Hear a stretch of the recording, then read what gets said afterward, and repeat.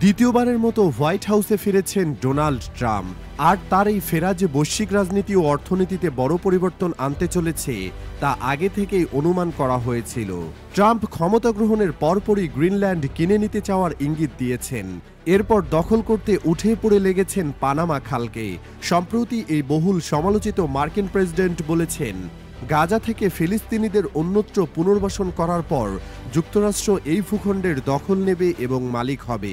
আবার গাজার জন্য এক ব্যতিক্রমী পুনর্নির্মাণ পরিকল্পনার ঘোষণা দিয়ে ট্রাম্প দাবি করেছেন, গাজাকে মধ্যপ্রাচ্যের রিভেরায়ে পরিণত করা হবে। যুক্তরাষ্ট্রে সফররত ইসরায়েলি প্রধানমন্ত্রী বেনিয়ামিন নেতানিয়াহুর সঙ্গে 4 ফেব্রুয়ারি মঙ্গলবার এক যৌথ সংবাদ সম্মেলনে ট্রাম্প এ বিস্ময়কর পরিকল্পনার কথা ঘোষণা করেন। তথ্যটি প্রকাশ করেছে কাতার ভিত্তিক সংবাদ মাধ্যম আল জাজিরা। হোয়াইট হাউসে অনুষ্ঠিত সংবাদ সম্মেলনে ট্রাম্প জানান, তার প্রশাসন গাজায় অর্থনৈতিক উন্নয়নের নেতৃত্ব দেবে, যা এই অঞ্চলের জনগণের জন্য অসীম সংখ্যক চাকরি ও বাসস্থান নিশ্চিত করবে।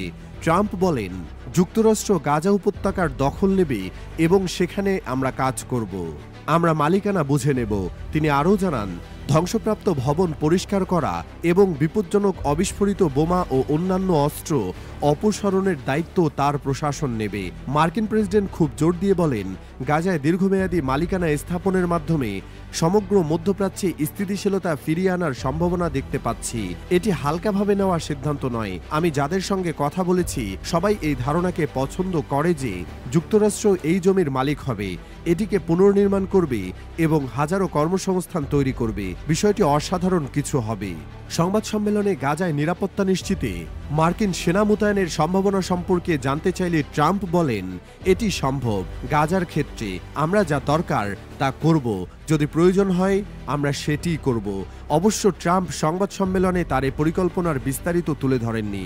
তবে এটা সত্য যে তিনি এমন পদক্ষেপ নিলে তা ইসরায়েল ফিলিস্তিন সংঘাতে যুক্তরাষ্ট্রের গৃহীত কয়েক দশকের নীতি ভেঙে দেবে। এ ঘোষণার মাত্র কয়েকদিন আগে ট্রাম্প গাজা নিয়ে দুঃখজনক আরেক পরিকল্পনার কথা জানিয়েছেন।